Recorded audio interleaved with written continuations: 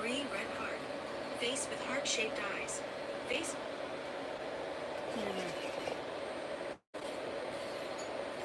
I'm on a nail appointment. Why? What happened?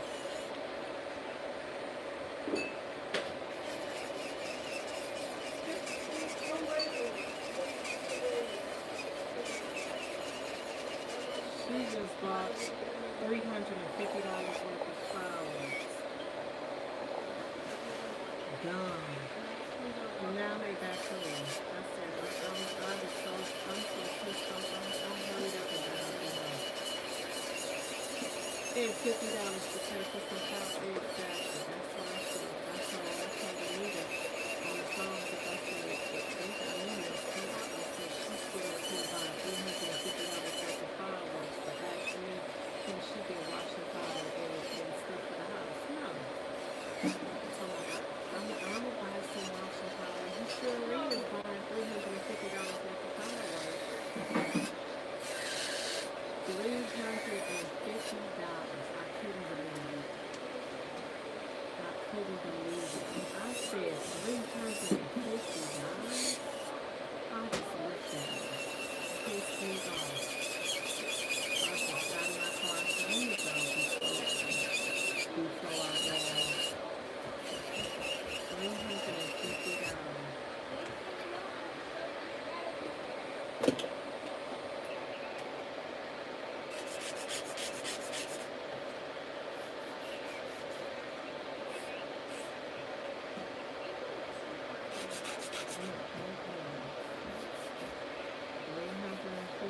They in the garage. They in the garage. Oh, this is your cousin and them. Let me see if they made funeral arrangements.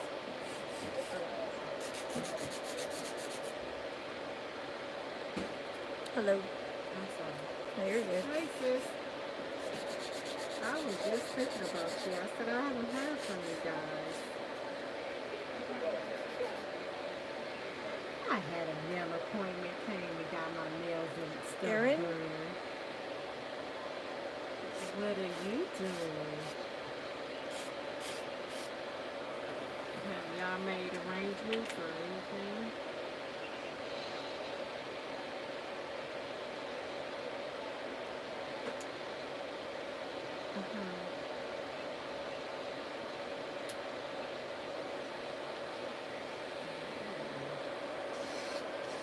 And he gonna be cremated?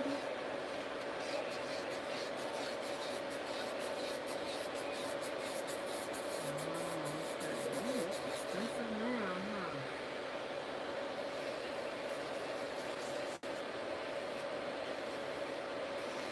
Oh, okay.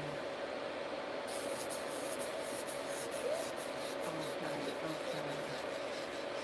And where's the chapel?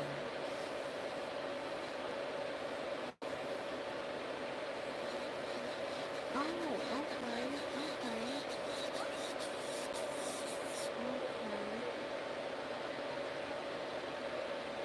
Mhm.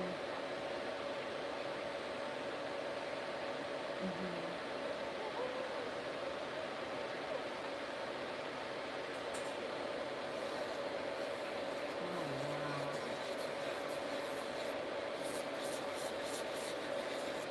Oh well, that's a blessing.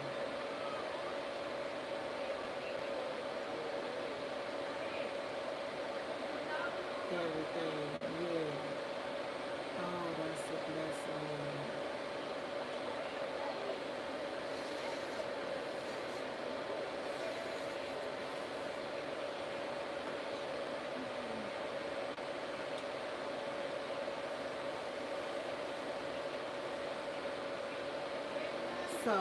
So did you guys find out if he had insurance through the job?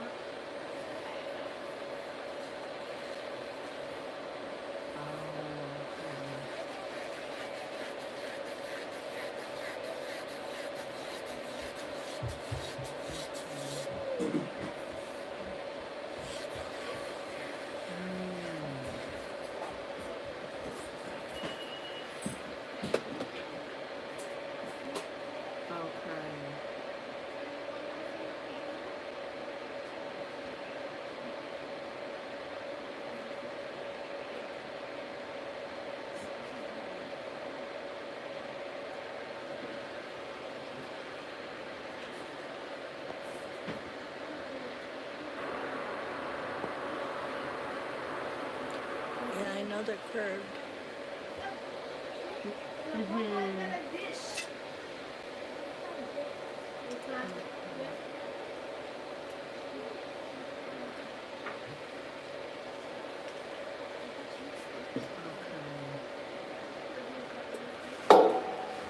And does the obituaries and all that cover the plan?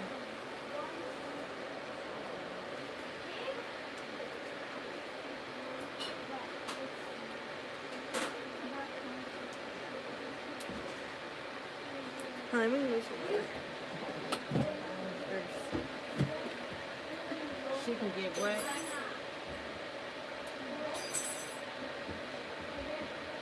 Uh-huh.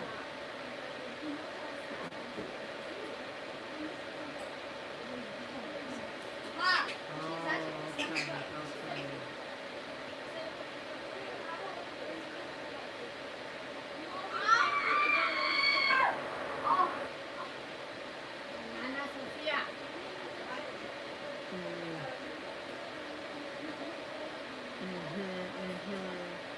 And where y'all gonna do the recast? Oh, so that's what you're trying to find out, where the recast can be.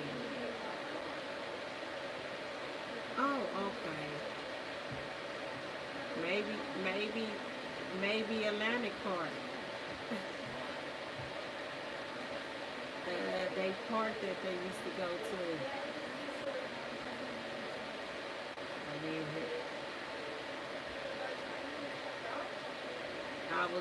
that's what I was gonna say. Do you think that'll be cool?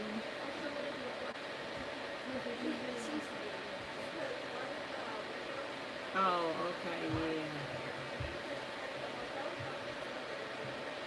Okay, yeah. Right, right.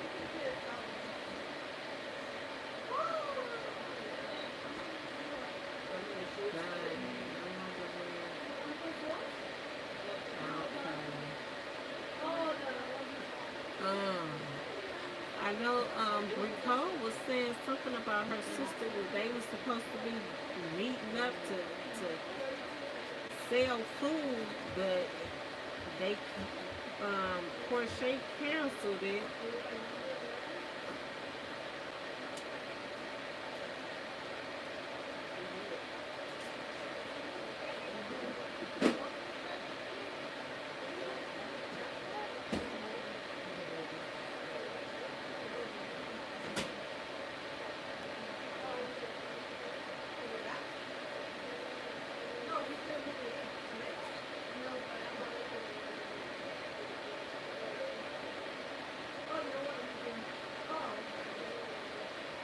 Yeah.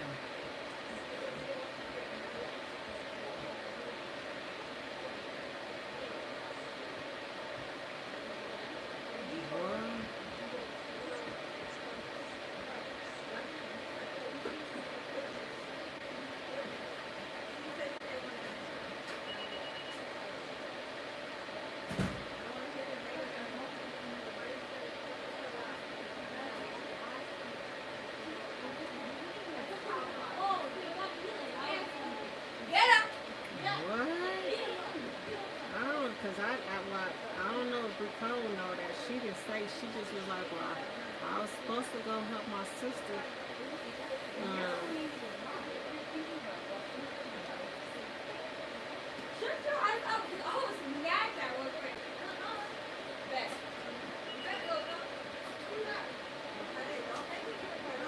Yeah. Well, that's what Bricole, I guess that's what Bricole was under the assumption. That's what it was for Uncle Chop to raise money or some shit Bricole was saying.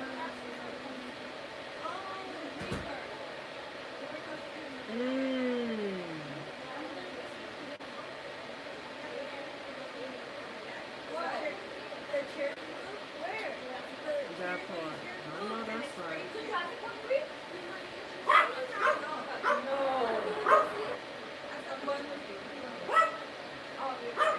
Yeah.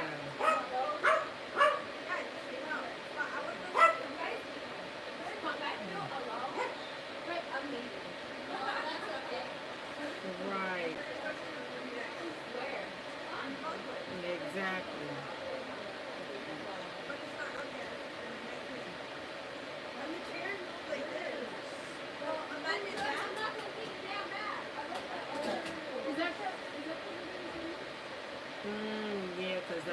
Nicole was like, well, I was going to help, but she canceled. And, you know, she said that she wasn't going to sell the dinners. She was just going to have you know, she was just going to cook or something. But Nicole said she didn't even go. And she said she was canceling it.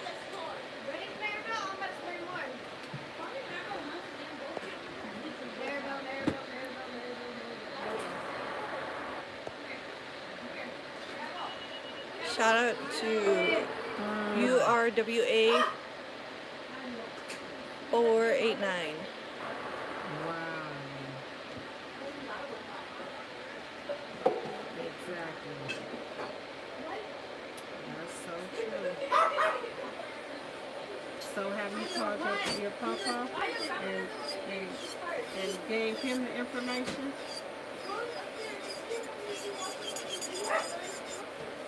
I can't hear. Wait. Lily, I don't know if that's your phone is going in and out.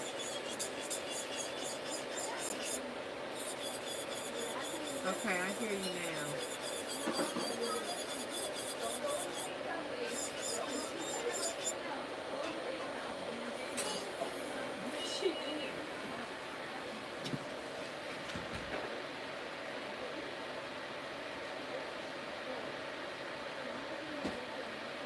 Wait, so he hung up on him?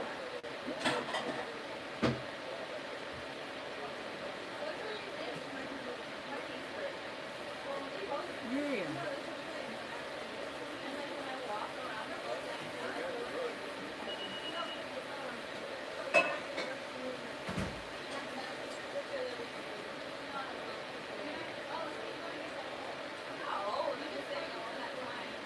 Mm-hmm.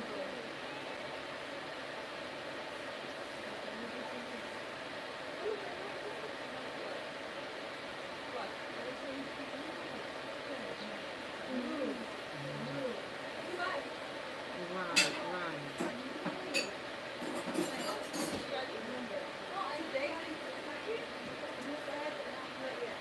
Wow.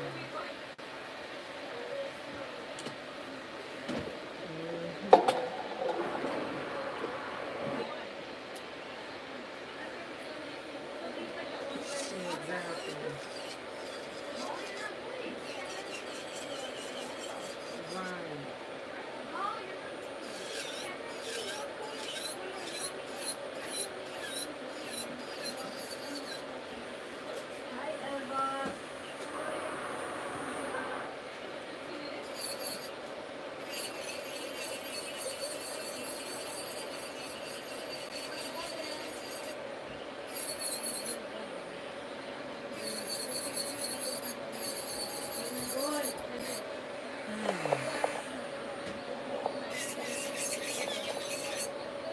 Exactly.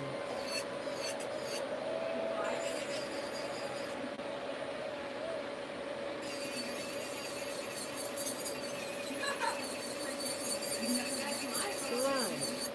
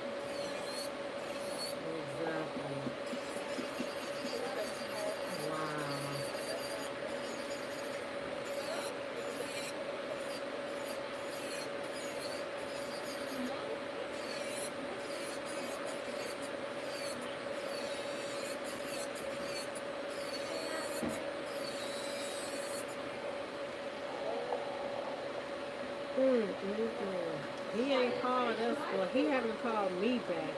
I don't know if, well, Nicole would have told me if he called her, but she hasn't mentioned anything. But he sure hasn't called me. He only called me um, that day when we got home.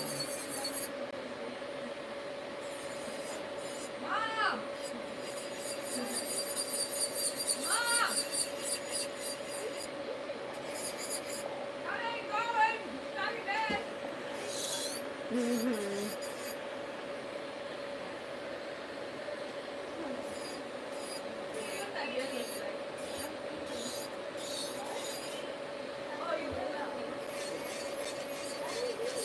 Right.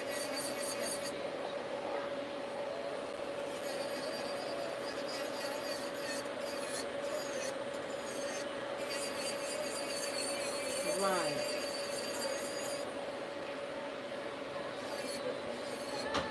Mm-hmm.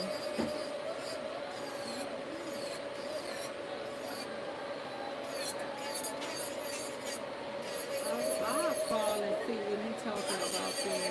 I'm still getting my nails done, but once I finish here, I'll call.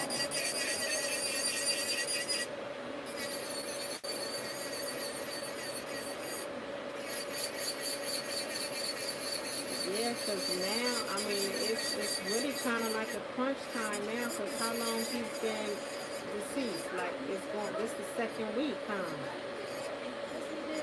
Yeah, this the second week.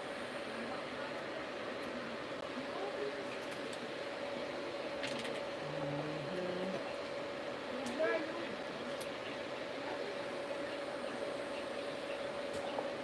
Mm-hmm.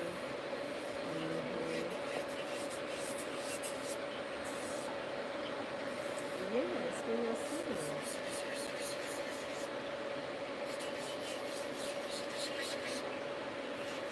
Mm-hmm. And that's what he told me too. He said I won't. He was like, I'm a, whatever you guys come up with, if you guys gonna sell dinners or whatever you gotta do, um, whatever whatever the amount is, I'm gonna match it. That's what he told me.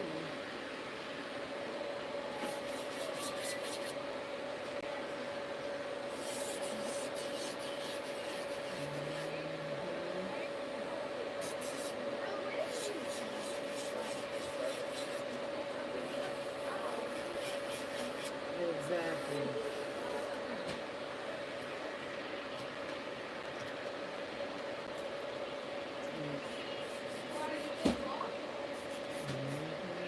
Mm-hmm. Yeah, that's not. And this is your son. Mm-hmm. That's right.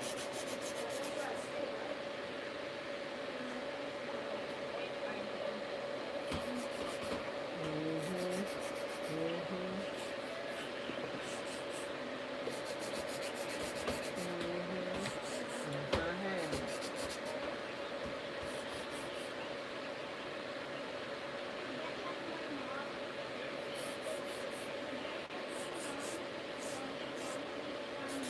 Mm-hmm.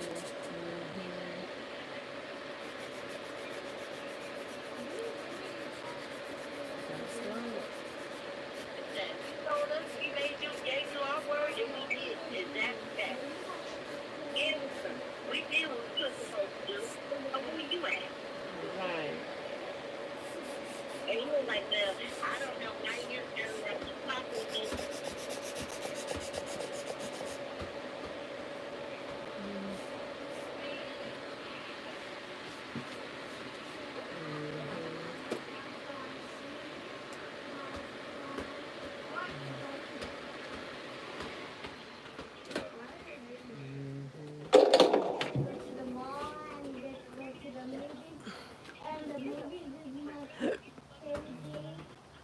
Mm-hmm. Have y'all have y'all have y'all told the his manager that he passed?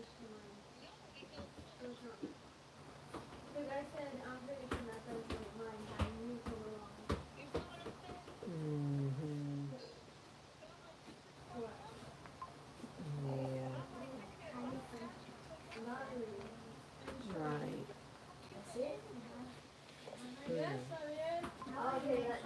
Mm-mm-mm. For real. Okay.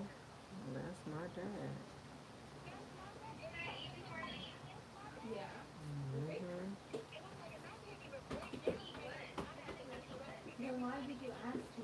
Mm-hmm. Mm-hmm.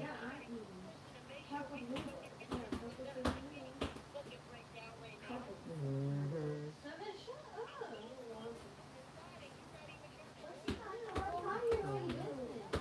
Yeah, that is. That's crazy.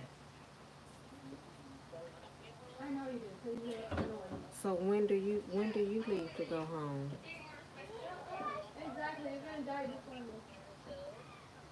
Oh, and when she's leaving? Oh, okay. And then y'all just gonna set the funeral for later.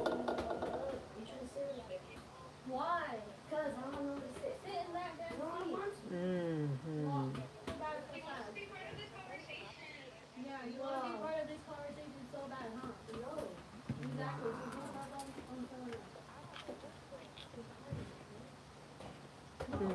Well, time I leave here, I'ma call and see what he say. See if he'll talk to me. Or I'ma call Bree Cole and see if he called her or something. But she would usually call me and tell me like my granddad called.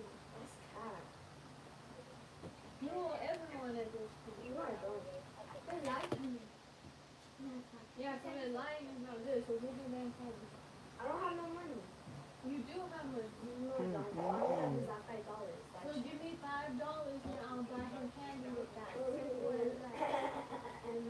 How much? Just to finish it off? Wow. Okay. What is the one movie that is on Hulu about the little girl who? What is the one documentary on Hulu about the little girl I'm finna call. who I'm is gonna call a dwarf Samantha. I'm gonna and call they his think that cousin she is Samantha older and than what they think? see what we can come up with. Cause I mean, it's a lot of money, but it's really not. Not when y'all and all, not when it was $10,000, and all you need is three.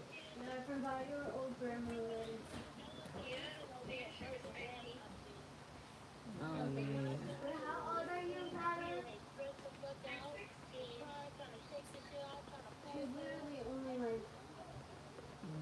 Oh, I can imagine. I know.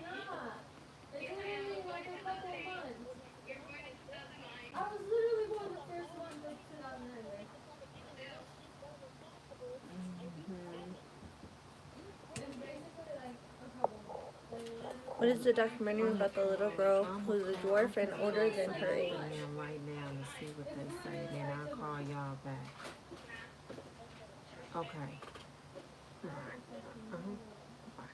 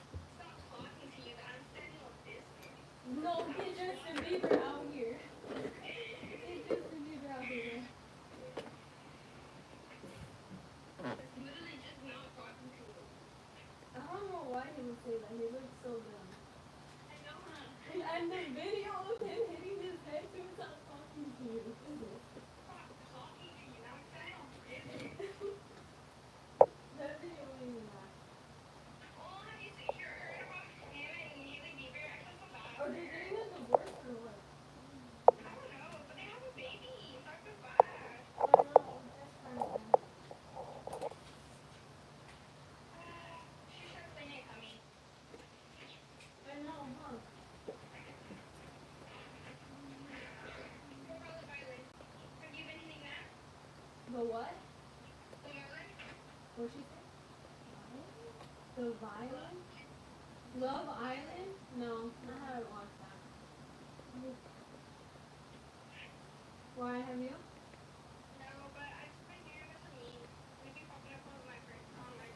Oh yeah, it's called the way you story. Bro, one of them looks like, I don't know, they make one of them look like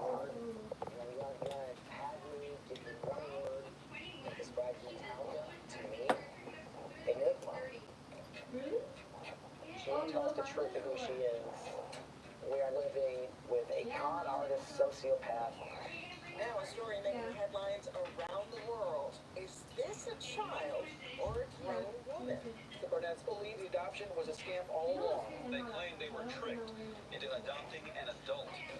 She's evil. I promise you, within 5 years, someone's dead. What is it? Why? She threatened to stab my sons, drag their bodies outside, and bury them under the deck. She tried to poison and kill my wife. She said, I pulled a knife on my parents. Big deal. It's like a serial killer or something. It's not casually put attempted murder into a conversation. So I'm gonna kill everybody. You've adopted a kid and now they're trying to kill you. I mean, it's the stuff of a horror movie, right? Is that what? If you watch The Orphan, it's just like The Orphan. Did you want to hurt me? You're gonna be hot. It's all gonna come to light. She was an adult. You could tell by looking at her. I knew it. She was gonna be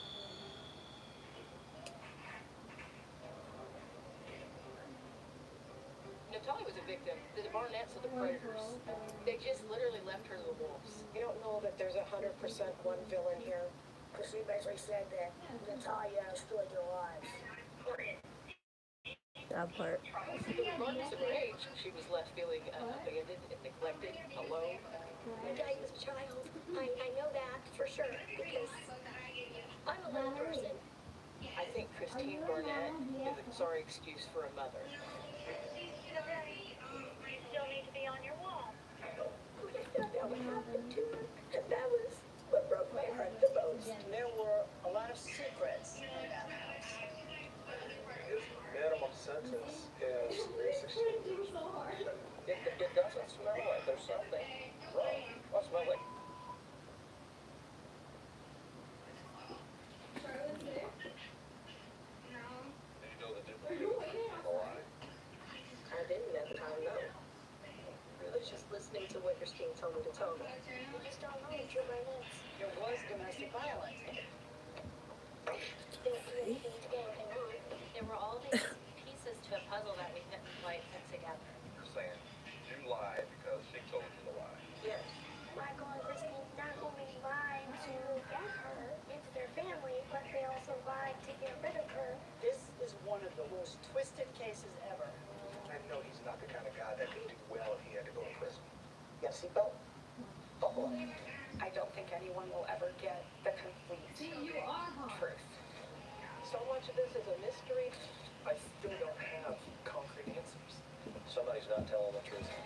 It is a web of lies. I'm not sure you can trust anybody in this case. We were all abused. We were all abused.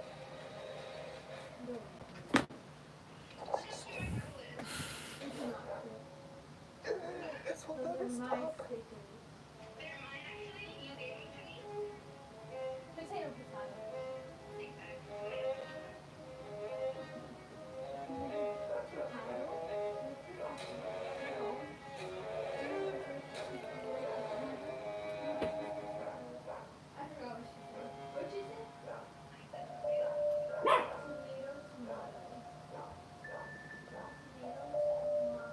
I hope I don't overstate this and make it seem a little bit too Norman Rockwell American life, but life was fantastic.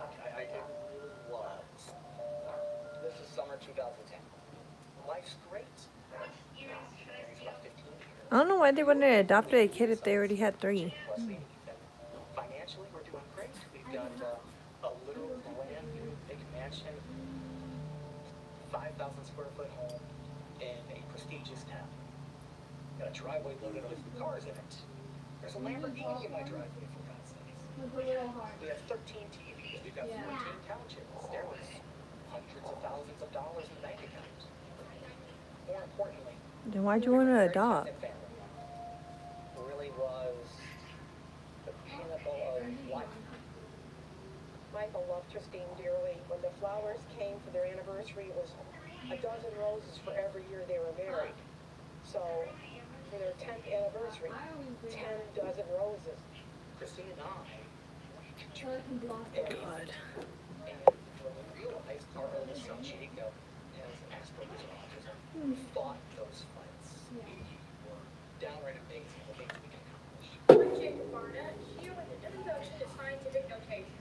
I figured that since I was teaching it to my two brothers, Wesley and Ethan, I would be able to post it on the YouTube. Okay, so I'm going to introduce the Skinner E-by-E-X. Their oldest son is a genius and was moving through schooling faster than I moved for a pair of shoes. I did not come here to frighten you all with quantum mechanics. Not yet. We would get a message from Michael saying, hey, did you see the paper? Jake's on the front page. To Christine's writing a book. It's been picked up by a publisher. He has a full scholarship at the joint Indiana University Purdue campus, where Jake, fun, is reciting from memory the infinite series of numbers known as pi. 3.141592653589793238462643. Jacob's one of the smartest people I've ever heard of. He'll travel the world. Jacob, when he was 15, got an award for that. Where the Barnetts lived. The garage was where Christine Barnett had her daycare. They were all special needs kids. My family opened up a foundation, a place where parents and kids with autism could go be with other parents and kids with autism and feel normal. We were proud of them, and they just seemed so happy together. The Barnetts had the picture-perfect life. So we went from early 2010. We're blessed with many things. By the time 2014 came around, I have 37 cents in my bank account. I have no wife. I have no children. I have no home. I have no job. My possessions at that moment was my car and a backpack of clothing. If Natalia never entered our lives, I never get divorced. Everything I've been fired, they ruined our marriage. They interviewed me 3 times. What they did, did a bullshit test. What? What are they gonna charge me? This is like you have committed a crime. Christine, I'm telling you that I protected you from that. Christine, listen to my voice. It'd be very good if you just quit talking. Quit it. We're in deep, deep trouble. We had no idea what we were dealing with. And tensions were so incredibly high. It was a very rough time, especially for the children.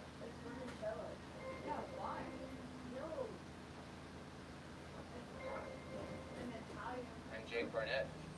Since I've last been seen publicly in some ways, I think I've progressed. I'm my dad's basement right now in Indiana. Usually I say Natalia is my adopted sister, so then I guess I would say I'm Jacob, I'm Natalia's adopted brother. But that particular way of introducing myself is kind of irrelevant because I haven't seen Natalia in like a decade. I find the situation incredibly confusing. It's like I want to know what happened and I want to know the actual like truth and everyone's motives, but at the same time, I want to remember that. I don't want to have to revisit a lot of trauma from my childhood.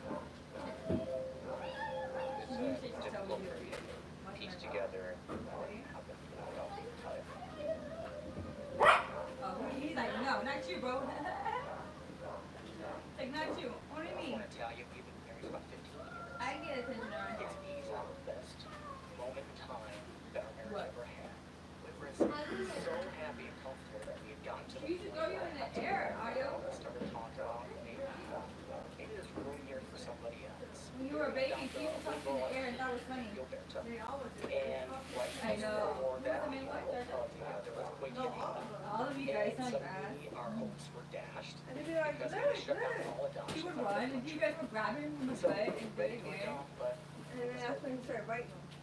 Really? then he'll get the phone call out of nowhere. Yeah, I never been. Yeah, he bet. He bet. Yeah, he bet. Adoption by Shepherd Care. They say, hey, we've seen I've literally had Argo literally since he was small, for like special 3 needs months. children. You've been doing that for a I don't decade. think he ever grew. We think you can work for this little That's why I felt like it was just yesterday. coming to us. Exactly. Now, here's the problem. You've got 24 hours to decide. Okay, let's see. She's going directly to Boston. Christina House took it as a sign from above.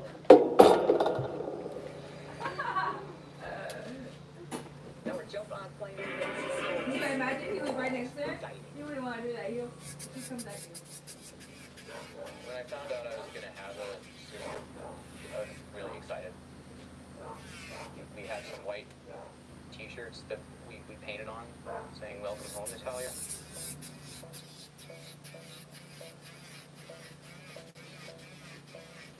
We come up in the town and, I was a little taken aback by the adoption agency location. It was in a Westminster home.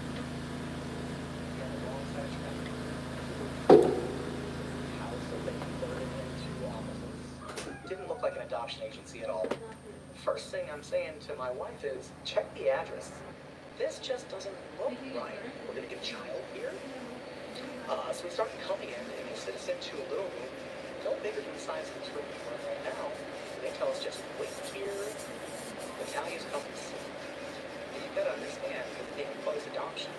The adoption agency was not willing to share videos of her before we came down. They gave us 2 pictures of her. They gave us a Ukrainian language birth certificate. Birth certificate supported since September 4th, 2003. We're all excited about that. My youngest son was 6. He was also born in the summer of 2003. We thought this was going to be a situation where they're going to grow and develop into twins. We're in there. No, I feel like they just wanted to get the kid so they can abuse her. And that was it. Sign here, sign here. We hear the front door open. That's gotta be her. We start peeking through the keyhole. The little bitty keyhole, it's a solid door, and we're looking. Yeah, this is Like, bullshit. can I see her? I was really excited for her to come home. About 20, 30 minutes go by. We can see the door open. We can see the other family. She was adopted before. It was her family that adopted her first time. Natalia's left behind. They had flown in, dropped her off, flew out. We never spoke to them. And we are just thinking, how dare these other people give up on her? And we've been worried for the last couple of days. We were sick that our daughters were coming. And the next thing you know, the door opens. Natalia's right there. She comes running in. She has this big smile on her face. She's happy as can be. And she's shouting, Mommy, Daddy, Mommy, Daddy, Mommy, Daddy. I feel like that's a lie. We're overcome with joy and emotion. Oh my gosh, that day in and of itself, without context, is one of the 5 greatest days of my life. Very small. She had long, curly brown hair. She had brown eyes and pronounced cheeks that really stood out. She smiled. I remember the way that her hands are jointed is not the same as ours because of her dwarfism. Like her fingers that were intimidated with this. You like But this I type was of brown? overjoyed the day that I met her. The fun times I can Or more remember brown? in Italia are pretty much from that first week when we were in No Florida. more. Not, yeah, that's fine. We went with Natalia to Disney World. We were all excited to have her in the family. Natalia seemed happy to join our family. If I was a little girl needing to be adopted and they came for me, heck yeah, jackpot. So we get to the hotel. Is that gonna be like a once it's on there? Would it be like a cappuccino And I hear a shout from that. Mm. This was I'm not playing around. Come here right now, Michael. Shout. Get up, fly to the bathroom. And the color's almost off her face. And it's almost like she's seen a ghost. She's truly frightened, and she just doesn't know what she's seeing, what's going on.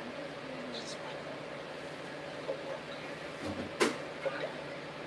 And Natalia had fully been. And Yeah, you guys are weird. I don't know what to think. Is that possible? Is that even possible? Well, this person, that 6-year-old have I told her, Google's telling us, well, earliest possible time, lowest common denominator, 8. So we just go, okay, well, our reason to show love and compassion, something they've never had before, that doesn't make a difference.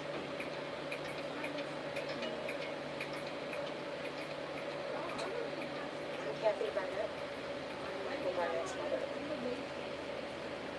I found out that Natalia was coming. I was so excited to treat this child special. When they brought her home, they had a very large party to welcome her. She was dressed up in a dress. She had beautiful curly dark hair. And Michael was euphoric that day. It was almost as euphoric as the day Jacob was born and Michael came out of the delivery. It was a happy day. You want that? Here you go. Go sit and show. Go show it. My name is Kimberly Frankel. I am Michael Barnett's little sister. When I first met Natalia, I was, totally prepared. I knew that she was a good person. And what really struck me, though, was that she almost looked like one of us. She had the dark hair, and she really looked like she could have been my brother's daughter.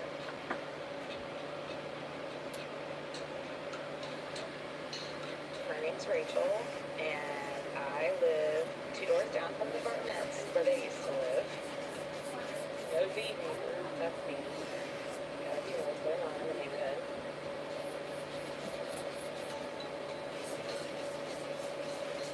We were friends with Michael and Christine. Our kids played together. Everybody knew who Natalia was. I had goosebumps just thinking about when they walked in with her. It was amazing. So uplifting. That this little girl needed a home, and they opened theirs up.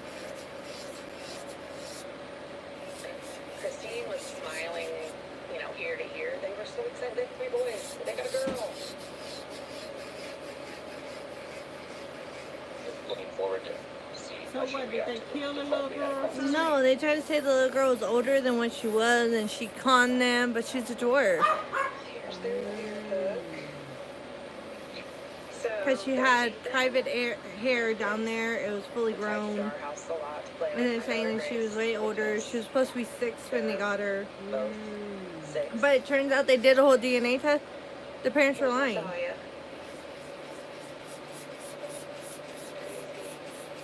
She's so cute in that picture.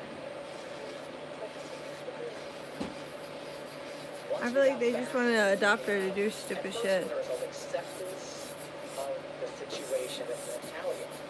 And all that mattered. They always kept going on about her private having hair. Like, you guys are weird. But eventually we had a lot of escalation going on the first few months that we had. There was a day I came home. Christine's got a pair of Natalia's underwear. Christine asked Natalia to tell me what's going on. Natalia, so that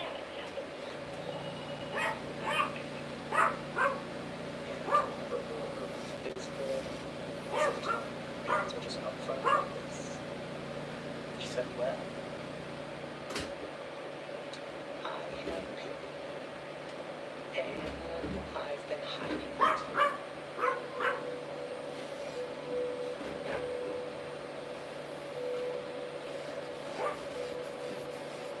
I just don't know what's going on.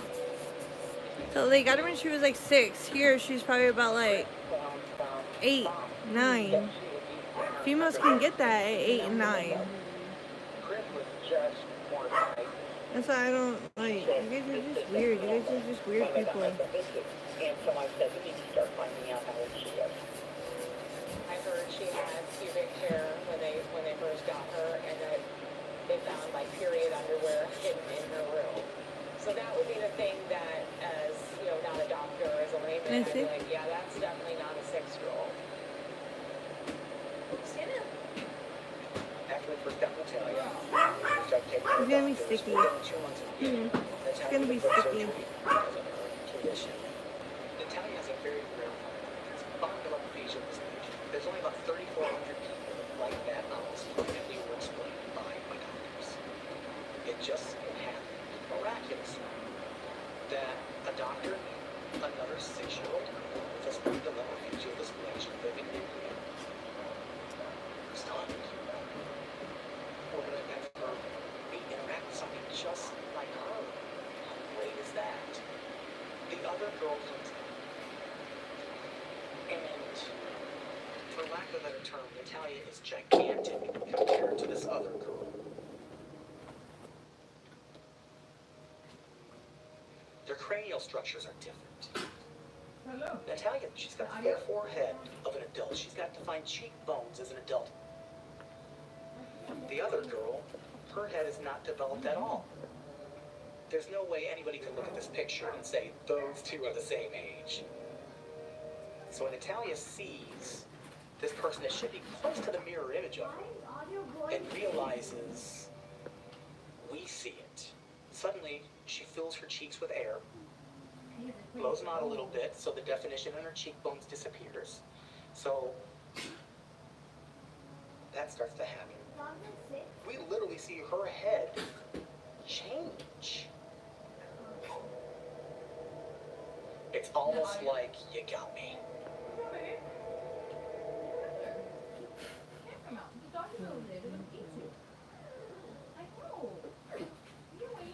My name is Elva Reyes. My daughter's name is Therese. She has dystrophic dysplasia, as the same as Natalia. I was hoping, that a long friendship, where they can grow up and, she has somebody to be able to talk about things. I mean, it's not, something that she has to feel like she's the only one in the world. But later on, when we met for the play day, immediately Natalia looks physically, it's really well developed. My first impression, like, your face doesn't look like a little kid. I can't really say an adult, but at least a teenager. I was like, huh.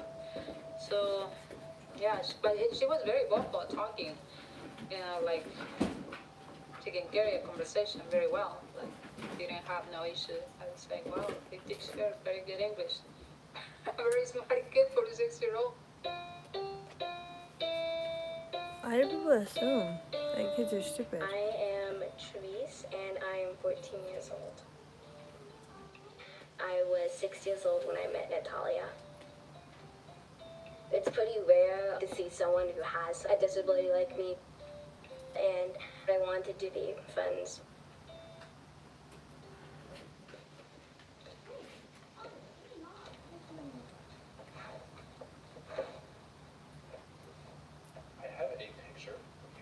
She looks grown right there. Show it to you. She doesn't even look 16 there. Let me know what you think.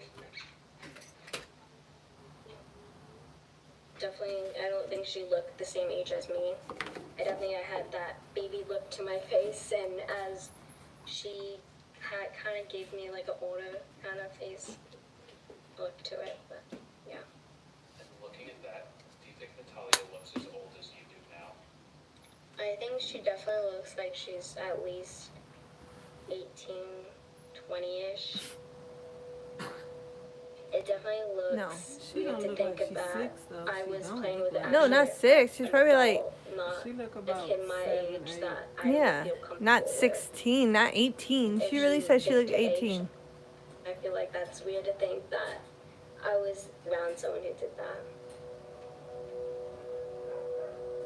She's not 6. We had no idea what we were dealing with. To them, it would have looked like they brought their little girl to a playdate with a grown-up. And They're over they exaggerating. never reached back out again. Yeah, because they probably didn't like being around you.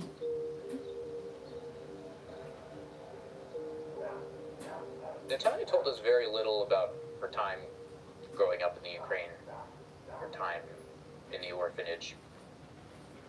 I don't recall her having any belongings from the orphanage, like I don't recall her having any Ukrainian toys. She didn't seem to know very much about Ukraine. Like one point early, we asked her like, "Oh, what's it like in Ukraine?" And she said, "Oh, it's always summer there." I'm like, "Okay."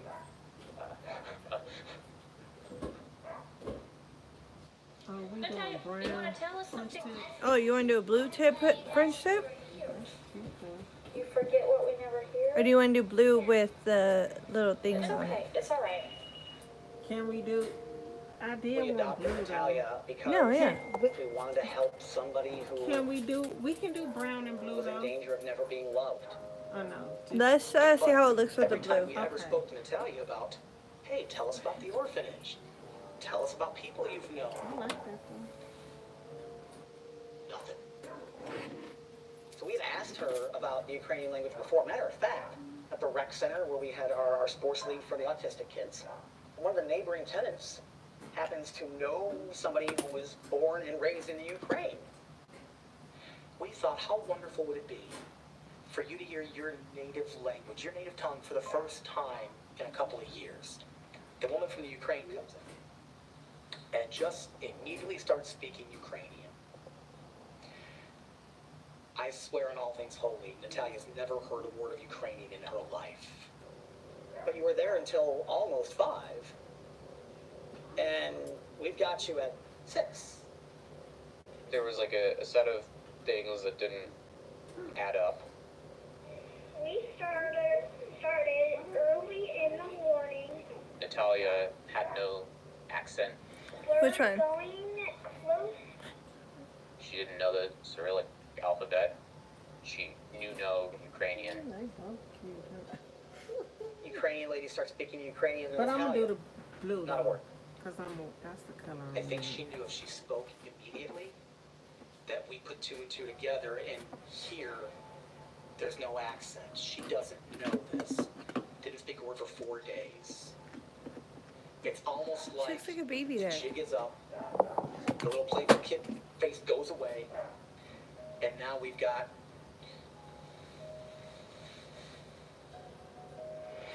we don't know who she is.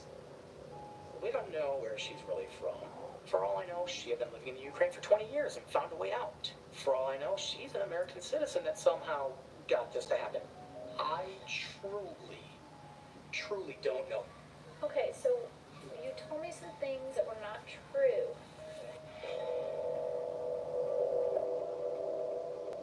The dynamic between Natalia and the rest of the family seemed to shift pretty early. There was a lack of trust. So that, compounded. So you lied to us. Okay, so that's what you're going to be in the most trouble for. You don't lie. Natalia She looks like a little did girl have there. behavioral issues, which certainly the adoption process it must be traumatic. I mean, abandonment issues are a thing, and Natalia was abandoned multiple times. She was with another family in America before she came with us. Natalia was with us for 4 months. And that's when we start to witness her dark side. We had a 2007 Jeep Commander, has 3 rows of seats. But Natalia would always try to sit next to my youngest, the smallest, my 6-year-old Ethan. And she would do whatever she could to Put upset that him. one. She would purposely wait until she was next to him in the car, and then she would do her best to urinate on him. She would defecate in the car and put her hand into it and try to smear it on Ethan. Yeah, it was a frequent occurrence for Natalia to soil surfaces that she wasn't supposed to. What were you doing to bother Ethan? I was farting. Did you keep doing it while you were in the car with him? That was the life my 6-year-old son had. to get into the car was like going through the haunted house. And another thing, if we went someplace in public and she made eye contact with somebody and we'd climb into the car, she would get into the car, she'd get in her seat, she'd close the door. As soon as I would start to get into my seat and the car would get into gear, doors open and she's throwing herself out of the vehicle so people around her can see. The idea, look, a poor helpless little girl. She was trying to get back to poor helpless little girl status. She was doing as many things as possible to cause hurt or harm or mental distress to the entire family. She's been with us for about 5 or 6 months at this point. At this time, my boys are 6, 9, and 11. Natalia would find things that were important to them, like a Hot Wheel car. She'd hide them. She'd wait to be crossing the street. She would throw them into the street and make sure the boys saw it. She was baiting my kids to run into traffic so they'd get run over. I can't put in the words the everyday abject I need to hear her horror side, because one time I was watching a documentary and I only heard their side. And I was like, oh yeah, she did it. How stupid is she? And then I heard the other side of the person and the actual like doctors and stuff like that, and I was like, oh, I feel them. Couple of weeks after that, I need to hear both sides. They always do. They always show this part, and then they show the other part where you're like, oh. Under her bed. I go upstairs. Christine has the knife. It was a big butcher knife. Natalia was hoarding knives in her room. Had, like, intentions to attack us. Okay, put that one in.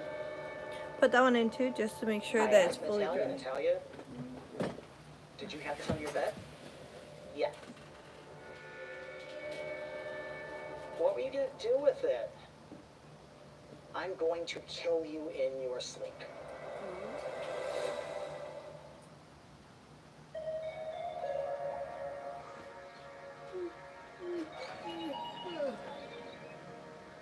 Michael and Christine weren't very vocal about the stuff at first with Natalia until it got overwhelming. And that's when Christine came and told me and sat down on my front porch with Wesley and Ethan and shared what was going on. Christine was crying. She was very upset, saying that Natalia wasn't who they thought she was. And I said, well, what do you mean? And she said, knives. She had knives in her room. The boys were like, yeah, this is really happening, yeah. Natalia's really doing that. This is the time when I backed away from them because I was just in so much shock from hearing this story. I went to Grace and said, you know what, we need to find some new friends to play with because I don't want to have anything to do with that little girl. I don't want anything to do with her. She wasn't welcome in our house. I don't want to try killing my daughter or me.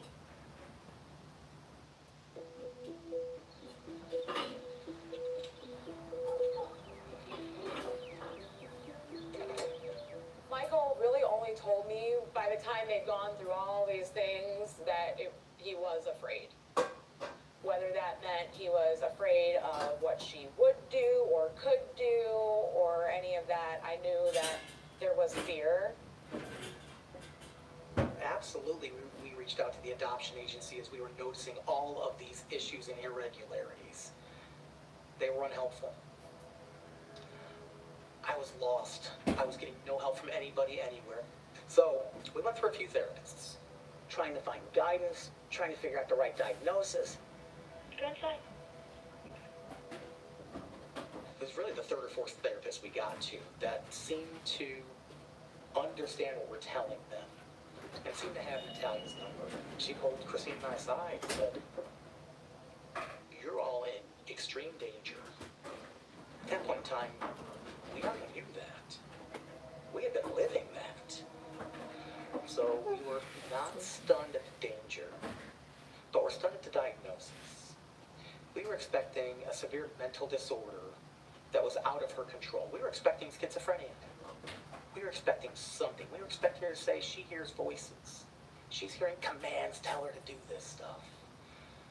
So she tells us she's a sociopath.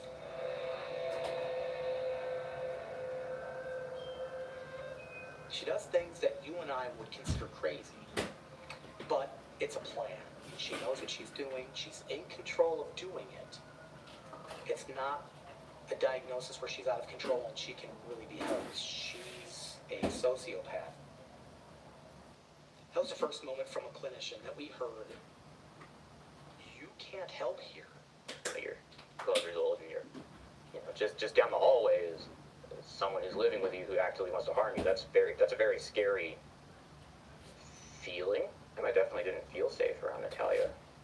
It just was scary.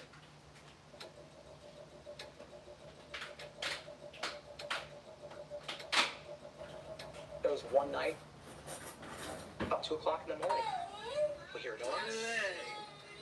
Bitch eating. Nudges me and it wakes me up. And I jump up. I go looking for the noise. Can't find it here. I can't find it there. I go down the hall to Natalia's room, open the door. It's dark. She's standing dead center in the middle of the room. With a blank look on her face. Natalia, what are you doing? I'm waiting.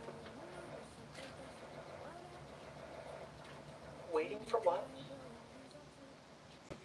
For you to go to sleep.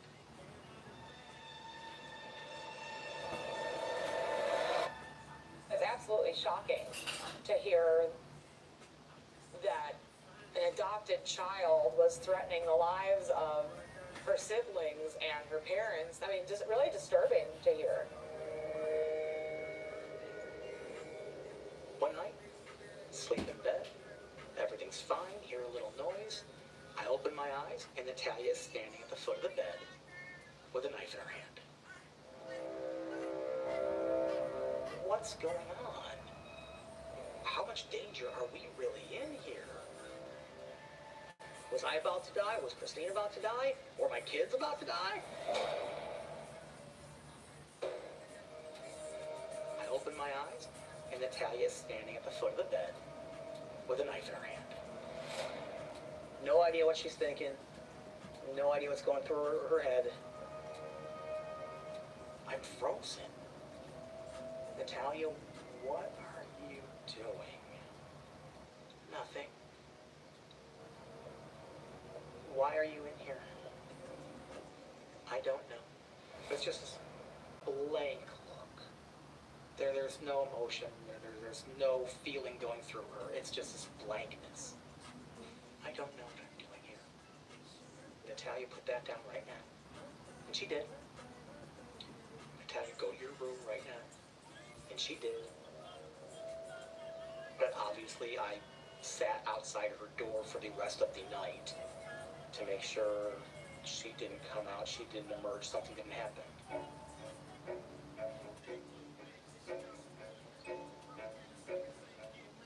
Knowing that somebody like Natalia was living 2 doors down from me and has supposedly tried to kill her family, thinking that there's a killer in my neighborhood is mind-blowing. Just mind-blowing. You think you know everybody. You've lived here for so long. You don't know everybody. You don't know anybody. You don't know anything. But it's scary. It's very scary. So we start going through lots of therapy.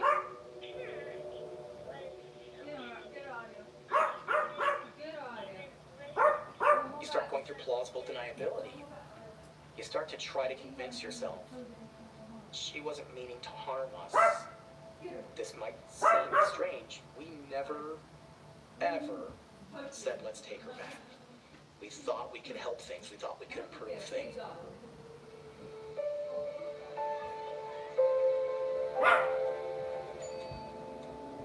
We wake up one morning and Natalia is suddenly in happy. I want to be part of the family mode again. And she asked Christine, is there anything I can do to help? You're doing the dishes. Can I help do the dishes? So Christine says, sure, I really appreciate that. Thank you, Natalia. So Natalia is on stool and starts rinsing the dishes off in the sink. Christine goes to the other room for a moment, and she's got a coffee cup sitting on the counter. Christine comes back in. Christine screams. I come racing downstairs. See a bottle of Pledge. I see Christine's coffee cup, and Christine tried to drink it and instantly tasted Pledge. Cleaning supplies have been poured into Christine's coffee cup. Christine is screaming at her. Natalia, why did you do this? And she just says, plain old straight out, I'm trying to kill you. I'm trying to poison you. I don't think that's true. Yeah, I certainly have that instinct now. Like, Let me see the photo. I can't really share a drink with someone unless I've, you know, seen the surface of it the entire time. Well, it's probably rooted in this fear that Natalia is coming to, like, poison us. I guess I haven't really figured out a way to reconcile it, if I'm being honest. Still working through it. I think I might need a minute, I'm sorry.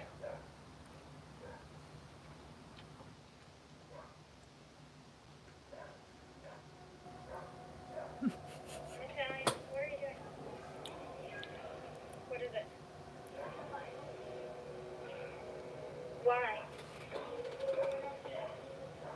Like what? Why? Okay.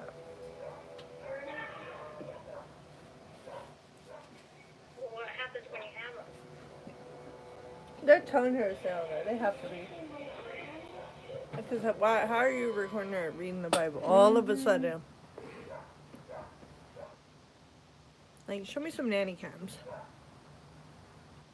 Unedited. Hello, anybody that is watching. Hi.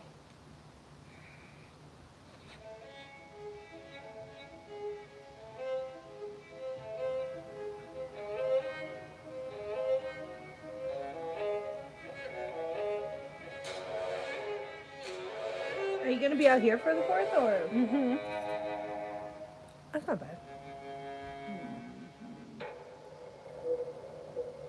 Early on with Natalia, she was doing as many things as possible to cause hurt or harm or mental distress to the entire family.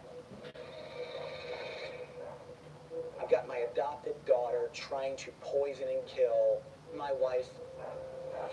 We have had her standing over my bed with a knife. Right. She's clearly dangerous. At this point, what do? We take her to the stress center.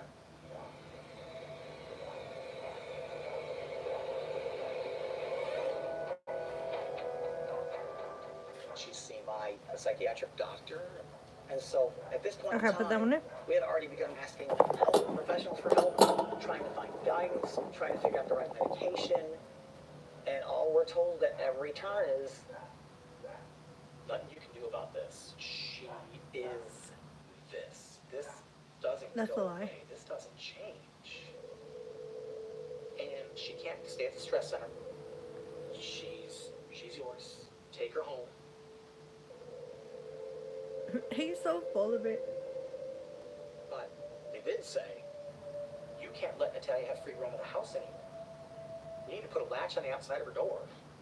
And No, you anytime cannot she do that, needs and I bet you they did not say that.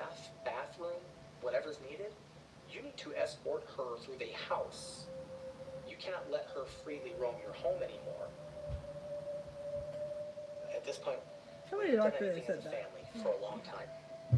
They said lock her in the bedroom. Okay. We can't go to the grocery store. Put that one in. We are always on guard for things. We don't do anything. So, it's my son's birthday. Ethan, my youngest son, loved cows. So, for his birthday, we find a place in Indianapolis that lets you milk your own cow. It's called Traders Point Creamery.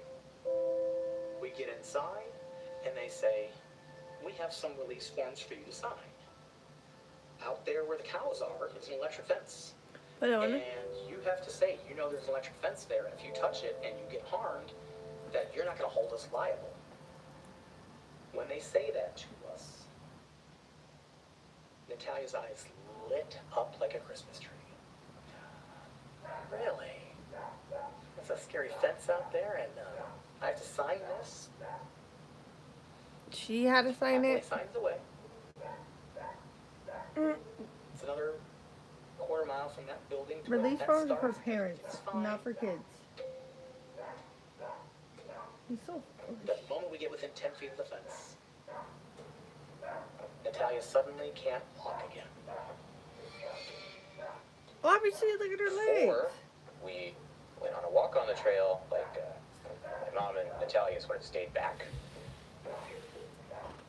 So Christine decides you're not going to ruin Ethan's birthday. Michael, take the boys. You go on ahead. I will stay back here and I'll handle this. Myself, my 3 sons, we keep going. We keep going. We keep going. We get about 40, 50 yards down. And I start hearing screaming. I turn and look.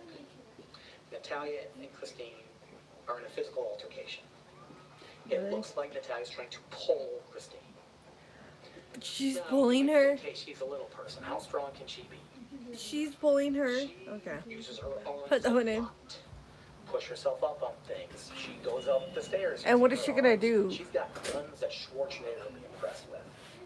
She's very strong. My wife is frail.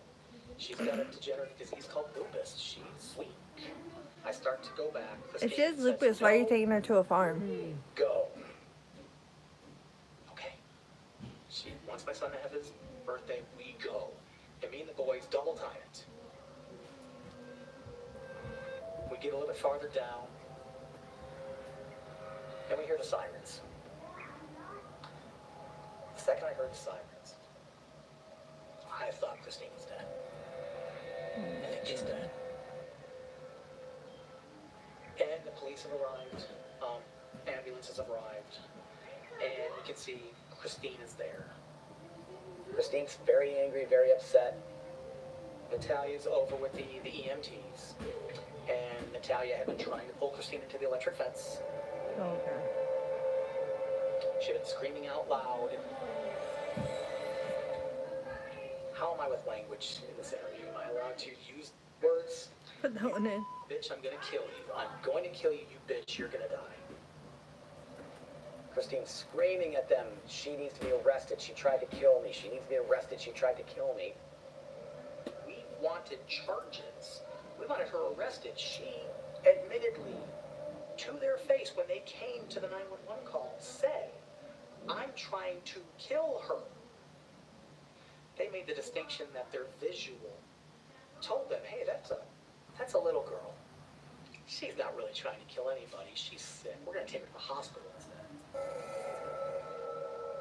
But they stated, we're not going to press charges. She's going to get a mental health evaluation. I think she was already in the ambulance by the time I'd come back. I was like, oh, well, I guess Natalia's mental health is clearly off. I guess it's good that she goes to the hospital.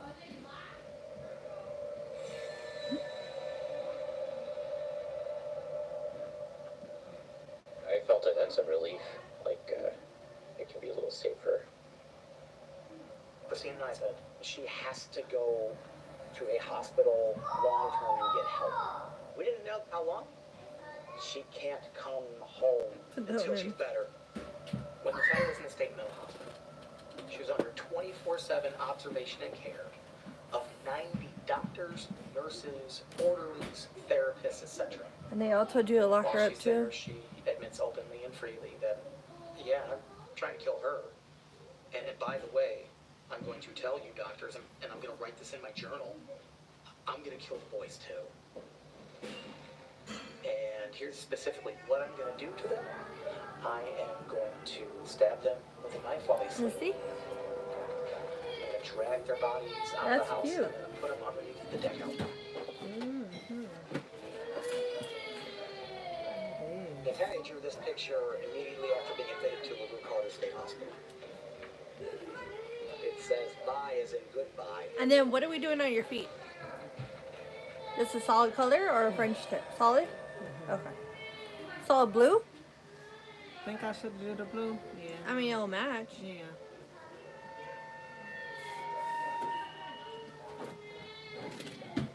Okay. You'll have a seat there. I'm gonna get your water ready. Okay. She was aggressive. She was very manipulative. She could be sneaky at times. They act like she couldn't speak English, but then she would talk to us in English like to know they was around. I remember she used to fight with the staff. We gave her an injection, her backside obviously, and she was fighting. So first thing you notice is she does that pubic hair. She was all adult. I mean, the clothing, the talk. I remember seeing how mature she was and how busty she was. Her clothing became very revealing of her body, you know, her breasts. She talked about sex a lot. She was on the table, and there were a bunch of male patients there, and she was talking to them about being a boyfriend. After a couple weeks, we get a phone call from them. You gotta come get her. Why? Well, they try to be really delicate with it. Natalia was propositioning the men. What are you talking about?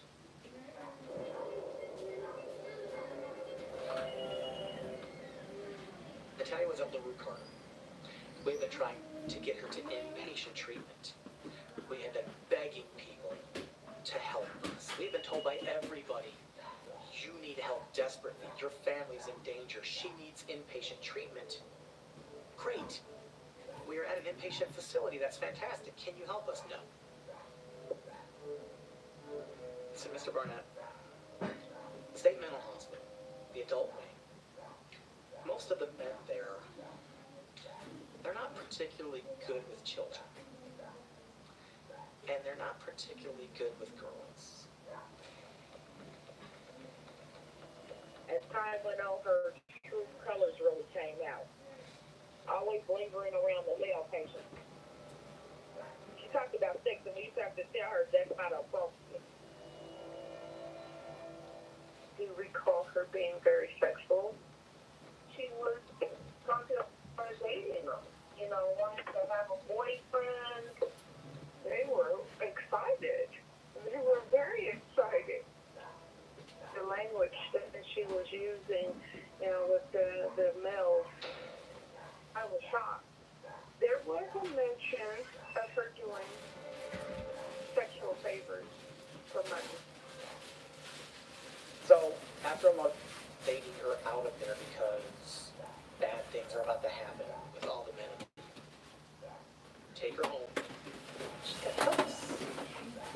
Put that foot in, feet in. The danger we're in isn't going anywhere anytime soon, and it can't be controlled.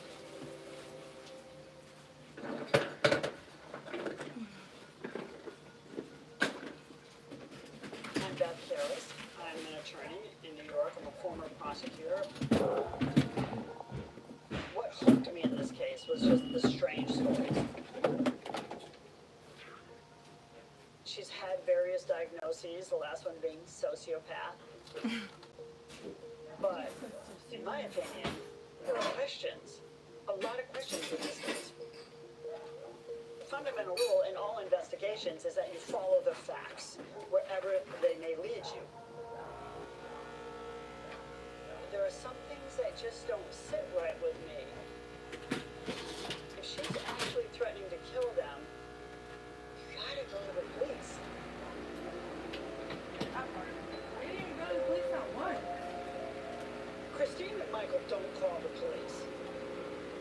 But the neighbor, who was very concerned, does call Department of Child Services. Bring in the police in March of 2012. They get a report of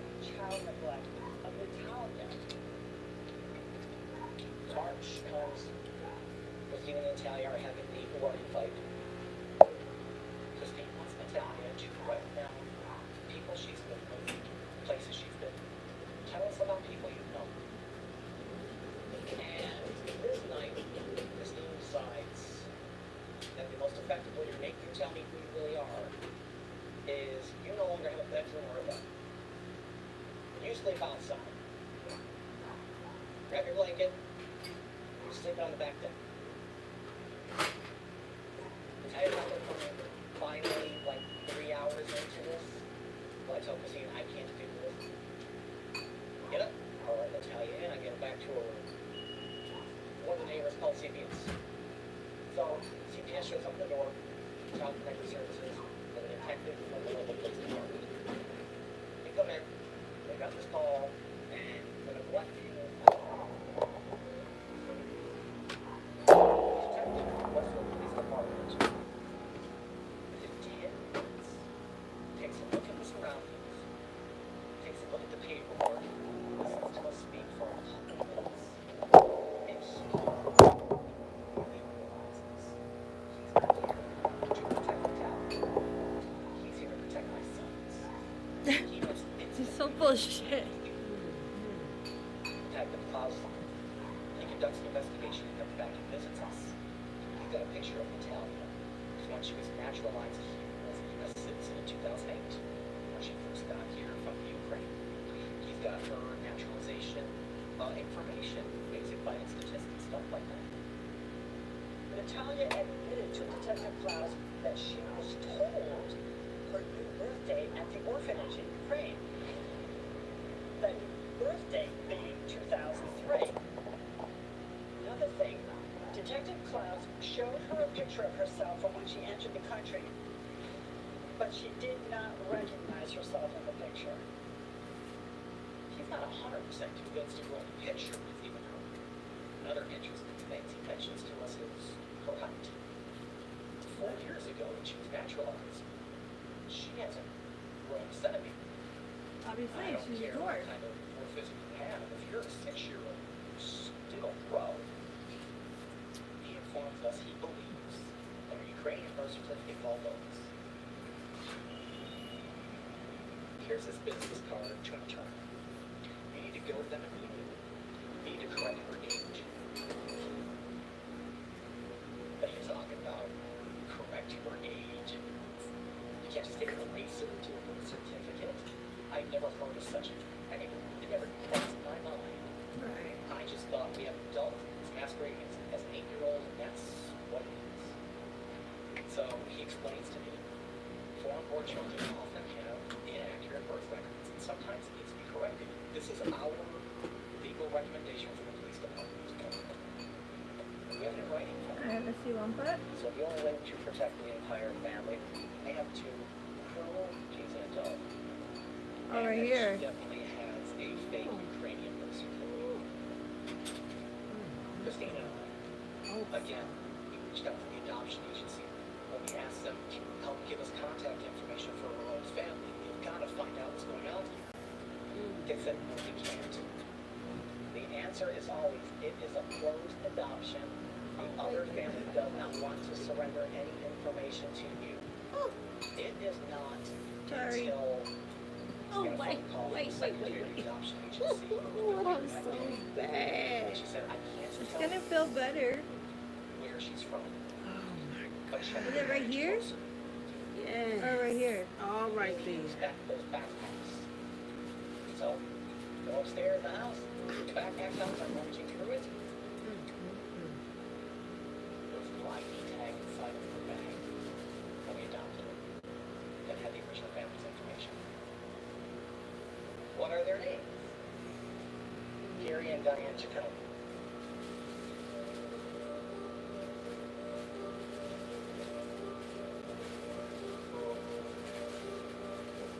We know, according to records, Natalia starts her early life in an orphanage in Ukraine.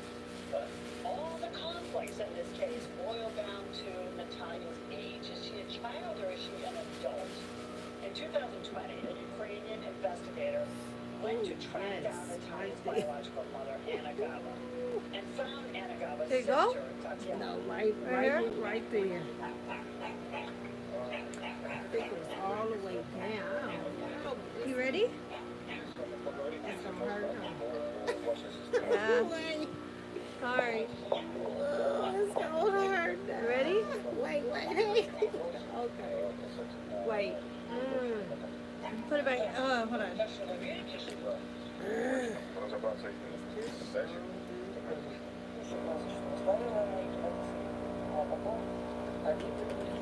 Let's see this one. Wait.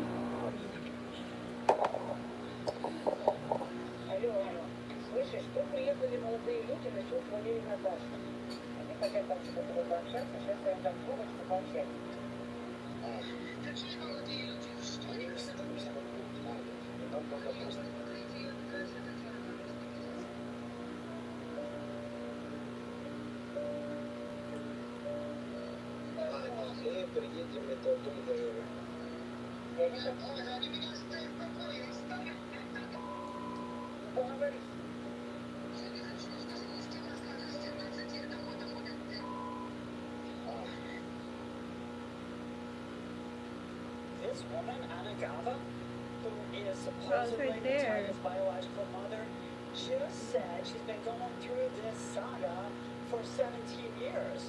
Well, she said that in 2020. Do the math. That means Natalia that one hurt too, had but been not born in as bad as 2003, which is what she has said all along. And in 2008, Gary and Diana Succumb from New Hampshire adopted Natalia. It's right here. Hold on. It's possible that they found her behavior to be too hard to manage. I don't know, but the Succumbs, it's clear they want to download her. Closed adoption, giving virtually no information about her. They made a mistake though. They left her identifying information on one of the luggage tags, so the Barnetts were able to track her down.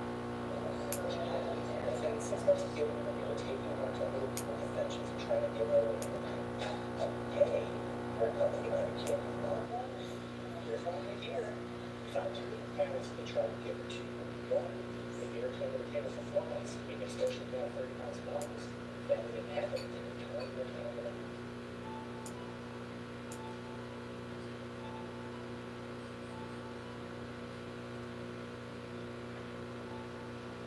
My name is Gina Thurby, and I'm from a little town in Indiana. And I don't know what else to say. Okay, can we start over? I'm Put that so on it. sorry. Natalia. Put that on it. The first time I heard about Natalia, I actually received an email from Little People of America.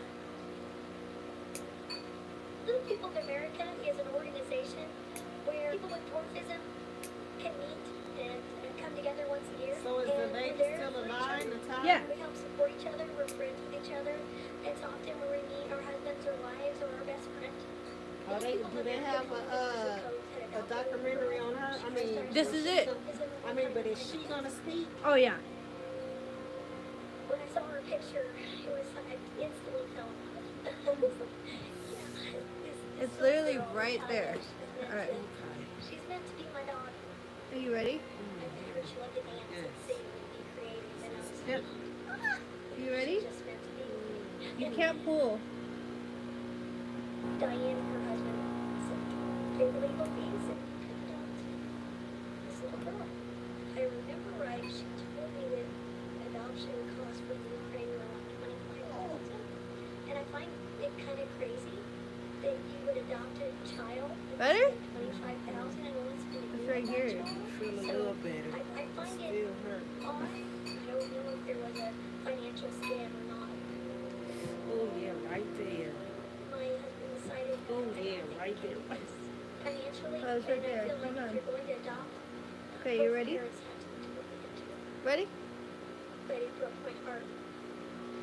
So, sorry. It just, and I wasn't able Let to me grab it. I just wanted to be happy. Okay, I got it. Did you get it? Does it feel better? Okay. Alright.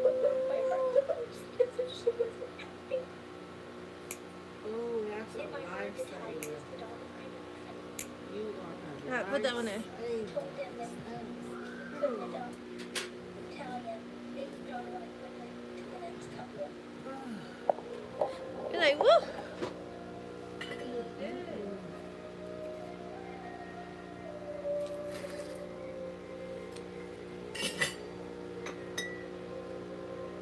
My name is Robin Ferris, and I want to see her. Elaine Ferris. Look, they're tiny.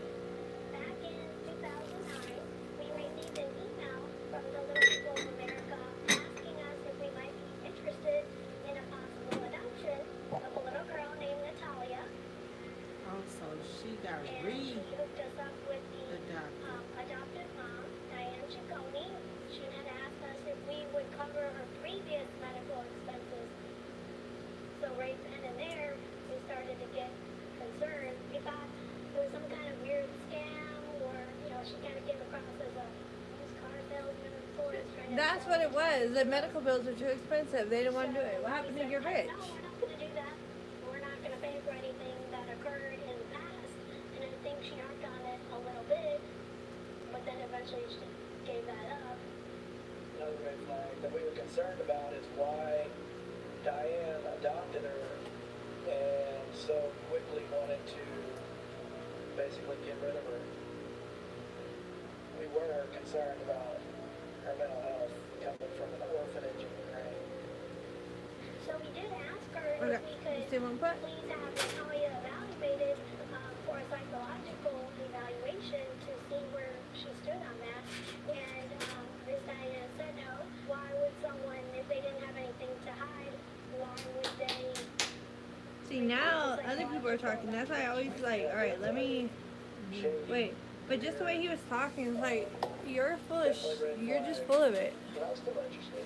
I still wanted to pursue. So we're driving to this lake house in New Hampshire where we were meeting Diane and Natalia. That reminded me of Camp Crystal Lake. It was kind of spooky. He had some concerns because the driveway was super steep and it was gravel. And us, you know, having physical disabilities just like Natalia, we were wondering, wow, how did she get up and down the gravel driveway? Because when we first saw Natalia, she didn't have shoes at all. She had these slippery bracelets on her feet. And for stepping on pebbles, they could definitely hurt your feet. So we were just really surprised she didn't have any shoes because you could fall down the driveway easily without the proper footing.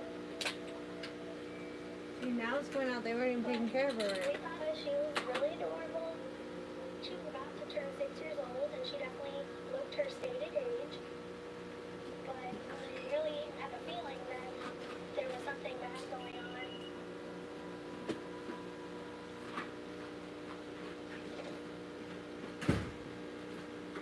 We're both Christians, and everybody, in our opinion, has God-given natural gifts, and Right. one of his gifts is the gift of discernment. You know, to the regular, average world, it would just be more of a sixth sense or an intuition. I have a really good lie detector, I guess. With Diane and Natalia, I knew that they were lying. She would withdraw and quiet and didn't engage. Yeah, she would like look up first to make sure her aids are appropriate for the height. And then you asked her what the Ukrainian orphanage was like, Oh, yeah. and she gave an uncoached answer. It was obvious. She She said, said it sucked. it sucked. And then Diane interrupted her and seemed surprised when she said that. I said, oh no, it wasn't that bad. It was almost like Diane had to give her approval to come out. And then as soon as she said what she was coached to say, she went back in. I've never seen another person do that. Even in movies. Even in The Exorcist. It scares me. I can feel evil when I come into a room. I couldn't really put my finger on whether it was the situation that was evil or Natalia, there was something wrong with her. And I think that's the first time I've ever completely trusted that intuition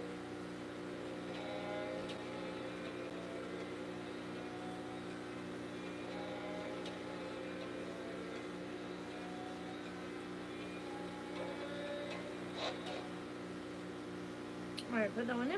Right then is when I made the decision that this was not going to happen. As hard as it was to make that decision, because I knew how it was going to affect you, when I told you, I was like, I can't put my finger on it, but there's something wrong. When you called Diane to tell her we weren't coming back, then the story just got crazier. Because she went ballistic on the phone. She was furious. I could hear her through the phone yelling, and so I was like, okay, we need to go, because no telling what she was gonna do. I mean, she was nuts.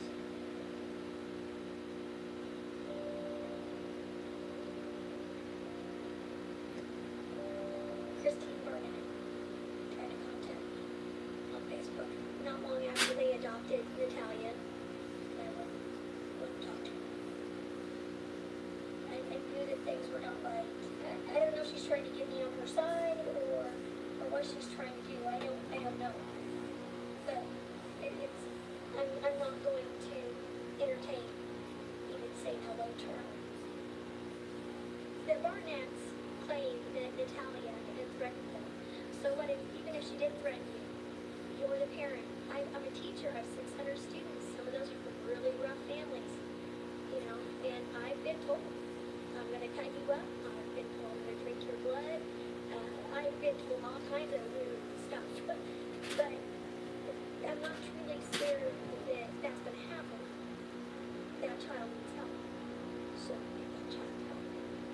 So, yeah, I find actually being scared of a child, when you're full-size grown adult, a little ridiculous. Yeah. So I started posting on an adoption message board asking about if anybody had any experience. And Natalia, well, was it like a year later that Michael Barnett emailed me out of the blue and said, I think we adopted the little girl you were talking about. And he started to say her name, Natalia, some other things. I was like, yeah, that's her. Christine, his wife, wanted to talk to you. Christine and I kept in touch over Facebook Messenger for several years. It did seem like a lot of shady stuff going on. Michael and Christine Burnett, and they will do anything to get what they want. They'll lie about Natalia, being violent. You just don't know the true Barnetts. When Christine started telling us all these crazy stories, we thought, wait a minute. I mean, she's tiny. Yeah. And these stories don't make sense. And so we started figuring it out that everything Christine told us wasn't the truth. Christine was using me and Dwayne because if she could get us on her side, believing, you know, that Natalia had issues, then she would feel justified maybe getting rid of her. Michael and Christine Barnett not only lied to get her into their family, but they also lied to get rid of her. If they wanted to claim she's older than what she is, I mean, I don't know where they came up with that. That's just crazy. Like, who thinks of that? Detective Clausen told me to correct her age. This is our legal recommendation from the police department. From my review of Detective Klaus's report, he had several conversations with the Barnetts, and unfortunately, due to his passing in 2015, it's impossible for us to confirm or deny the substance of any of those conversations. Detective Klaus wrote this email to Heather Wilson, Department of Child Services. I'm attaching a picture, presumably taken at entry in the United States. It appears she has baby teeth still in this picture. I'm also attaching a photo from August of 2010, where it appears she has adult teeth. It appears for all purposes of our investigation, she is a child. I thought he said that she wasn't a child. See how he's lying? Early 2010 by a licensed social worker. One section that I found very troubling, and it's just the background information. The worker asked Michael and Christine if they had ever had any domestic violence or disturbances at home, and they both said no. The state took their word for it, but they relied rely on the self-reporting. He should have gone to the local police to see if their names ever appeared, because they would have found domestic violence in 2003, years before this home study evaluation. They're fighting. Michael's got Christine in a headlock, and he's pushed her. These are situations that are pretty serious. Scary, you know, to think of what could have been and what all the evil dark secrets are that we don't even know that are coming to light. It really doesn't shock me that Michael and Christine have kept some of these family secrets secret.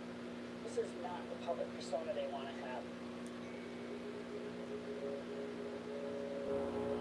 Here every now and then, Michael and Christine will be in the front yard arguing or fighting. Or I never saw anything physical. It was just the yelling and the screaming. I felt sorry for Michael because she was degrading him and calling him a loser and a jerk, and it just was like, that poor guy. I've been fooled by thinking that they were the perfect family, because I don't think they were the perfect family.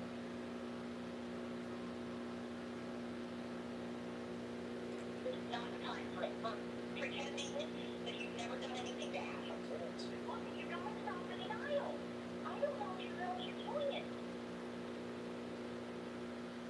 You know that you have domestic violence in your past? Put that one in. You should just get on medication. You just should, because it's going to make you stop doing this crazy stuff.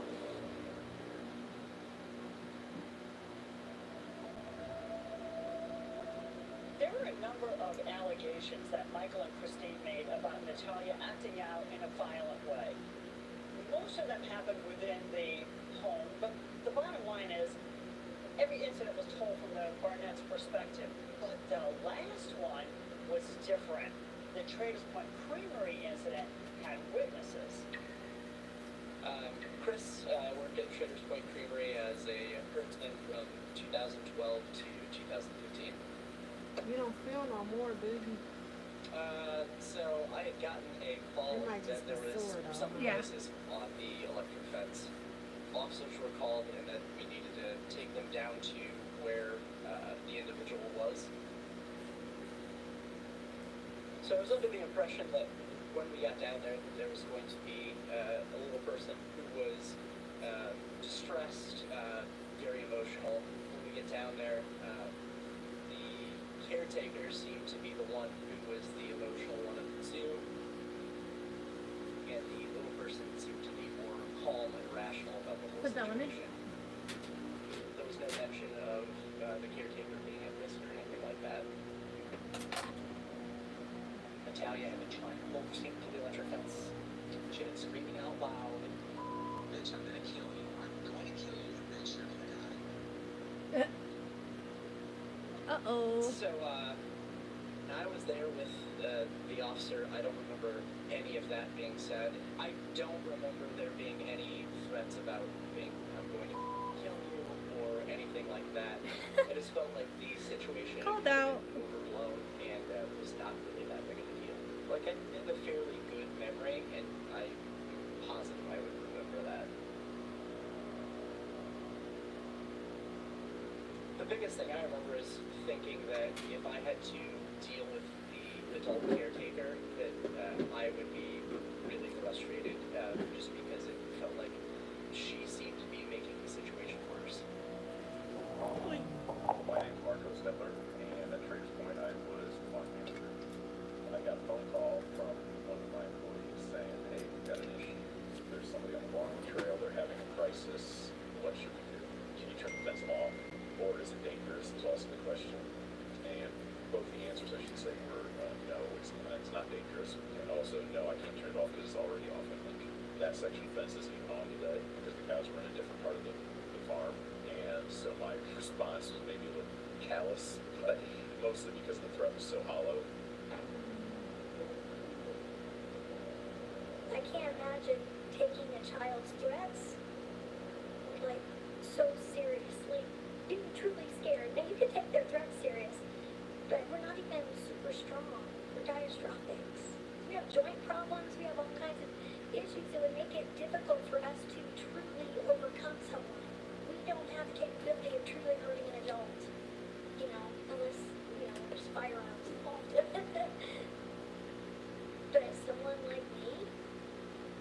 damage. Pull your foot back some.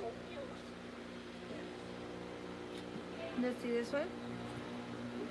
If Michael's version of what happened at Traders Point Creamery is not true, that Natalia really did not try to push her into an electric fence and kill her, then it casts doubt on all the other allegations of Natalia's acting out that Michael and Christine have reported. I don't know, though, that anyone can get to the truth here because there are so many stories from everybody. For example, Michael's version of what happened here is not necessarily reliable. After Traders Point incident, how did the police react? I don't know. My sons and I were out in the forest. When we saw the police lights had arrived, we still had a good mile and a half of running through a forest to get back in the path to get back up there. So by the time all four of us get our way back up there, Natalia's already gone, the officer with her is already gone. I don't speak to the officers, I speak to my wife. We keep going, get about 40, 50 yards down. I start hearing screaming. I turn and look. Natalia and Christine are in physical altercation. Put your foot down Looks some. like Natalia's trying to pull Christine. Look, I don't know what the truth is, but this raises a question in my mind of whether or not Michael and Christine kind of orchestrated the Traders Point Creamery incident.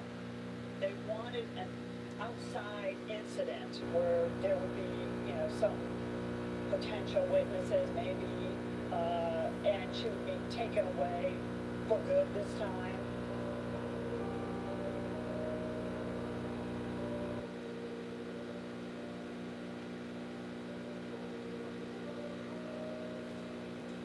Natalia, I'm gonna have you sit right there. So, a couple things that I want you to know is that any filling is safe in this room. Okay? Whatever you disclose, you're not in trouble. Does that make sense? It's okay. The other thing that I want to ask you Put your is, foot back do you know some. the difference between a truth and a lie? Yes. What happened at the creamery? We had gone to a farm and we all started to win or whatever. And we was on a trail, but I didn't have good shoes. So my feet started really hurting. My legs was bleeding. And I threw up because I didn't eat for a while. So I threw up and it was blood. I was really dehydrated. So I sat down. She sat down next to me on the grass because she told us to go ahead of us. And she was like, Natalia, you need to get up. I was like, my feet hurt. She was like, you need to get up. So I finally got up. She helped me up. Literally, I was down and I reached up and she helped me up. And she fell. And it was kind of close. So, I was trying to get up and she fell and I fell. And then I guess she thought I was trying to put her into the electric fence for her because it's a local violence stuff and all that. And so she called the police. Did you get hurt? Pull it close. Pull it close. So you look into this case and dig, the harder it is to know where the truth lies. Maybe there's more than one villain in this story. Where are their surveillance cameras?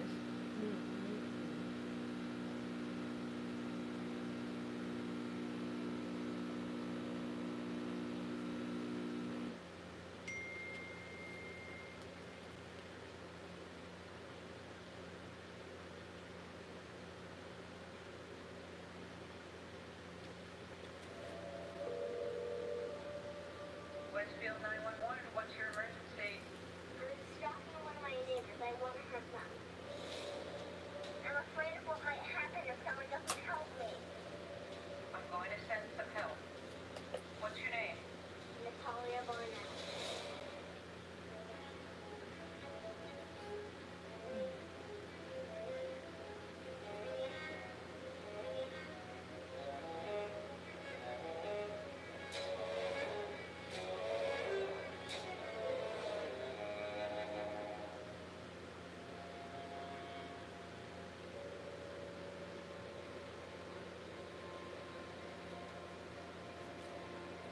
26th, 2010, that's the day that we adopted Natalia. By the time we get to the end of 2012, we've been living with a sociopath trying to kill us every day. We don't know who she is. We don't know how old she is. She won't admit who she is. She won't tell us the truth of who she is. Doctors have told us she's nowhere near the age you were told. And we've actually filed a motion in Marion County Court for her case to be heard to have her age corrected to something more appropriate.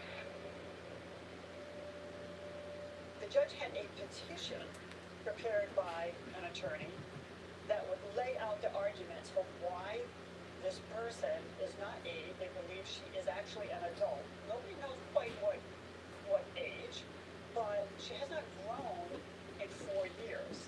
So the judge came up with his own little formula. Well, you start growing at 18. If she hasn't grown in 4 years, then she's at least 18 when she entered their lives, and I'm going to add 4 years. He said, okay, I find you 22. At the time that she was re-aged, I knew she was adult. Did I know that it was 18, 22, 35, 150? No. Re-aging is not unusual. It does happen in international adoptions. A couple of years might be shaved off the age of the child because it's more attractive to adoptive families the younger the child is. At least that's the belief. So, I could buy a couple of years, right? Like she's not really 8, she's 10 or 11 or something. But to jump 14 years to 22, it doesn't make sense. At the time of the re-aging, there was good, solid documentation of an approximate age. And she had a primary care physician that looked at all of it and also provided evidence. So that doctor was looking at lots of other doctors' information and coming up with a determination. And then at that point, when it's such a huge amount of years, you just have to say what makes the most sense based upon the evidence and the professionals, what they think. And that is in the best interest of the child to change their age. You know, I'm not the doctor and I'm not the judge, but I felt like it was based on something credible. They give her a new birth certificate with a new birthday. They give her a new Indiana ID. She has, everything changes from a year of birth of 2003. Back it up 14 years to 1989. Who changed it? They said that the doctor or son, whoever she was going to They see. signed paperwork. Money pays. Push that back. So, tell me about that. I don't even know what to say about it because I don't know what happened. Yeah, just kind of tell me what you know. I just know that I had got out of the hospital and she got me an apartment. Barnetts were very concerned about having her back in their home. But Christine wants to make sure she's got a good place to live. So Christine and her go out the next day and they find her apartment in Westfield. Westfield, Indiana is in Hamilton County, Indiana. Hamilton County, Indiana is the richest part of the state. It's a single-floor apartment complex. She's got a living room. She's got a dining room. She's got a little eating kitchen. She's got a bathroom, and she's got a bedroom. Christine and Natalia signed the lease. They paid the first 3 months up front. Moving day into Natalia's apartment, I know we gave Natalia some furniture out of our home. We got groceries for her. And it was just, it's pretty basic stuff. There's not a lot of tale to tell there. I think that Christine didn't know what to do with Natalia. So why not put her in an apartment and say she's 22? Pull your foot all the way out.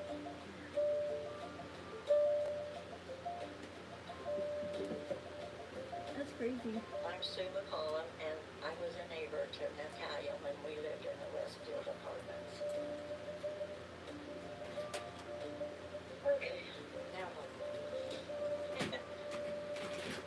I just met her by accident one day. I see her mom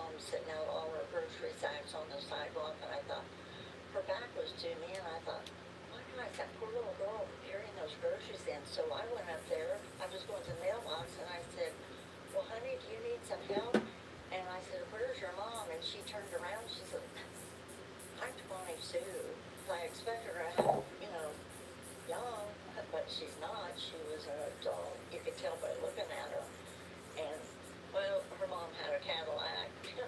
And she was sitting in her Cadillac while I was helping her carry the groceries in because she just left them on the sidewalk and left them, just sit there and watched us carry it in. And she didn't even roll down the window and say, thanks for helping her or nothing. She just sat there and looked and then took off.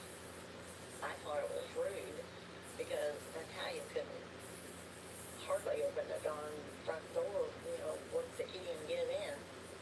So I took him in and carried him into the kitchen for it. And so, I took her to the grocery store a couple times. And she was also on food stamps. She had a food stamp card when I take her to the grocery store. And I thought, well, if you can drive a Cadillac, why can't you take better care of her? That part.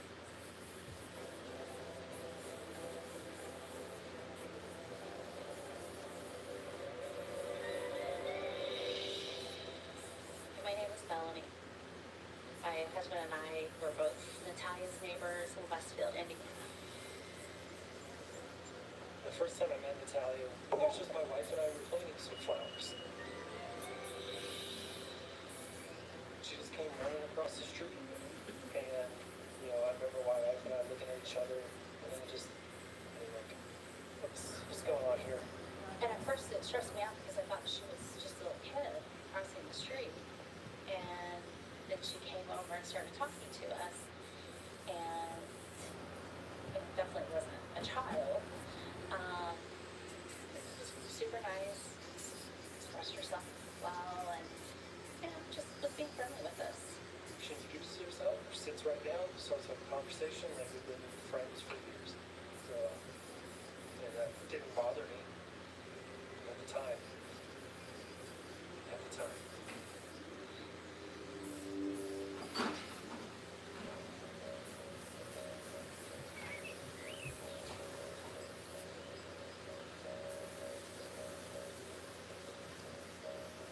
My name's Andrew Rice. I'm an auto mechanic, ASE Master Certified Mechanic.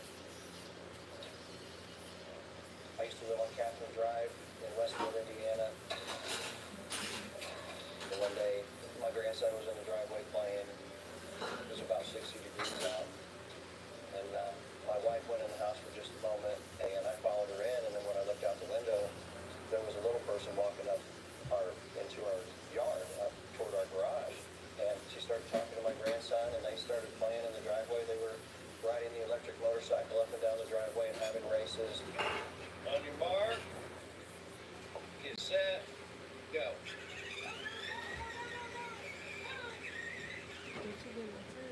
My first impression of Natalia was that she was a little person. I didn't necessarily think she was a child at first. And as we got to speak with her, she actually admitted that she was close to old at that point. And she told us that she lived in the apartments down the street, which were only 2-3 houses down across the street.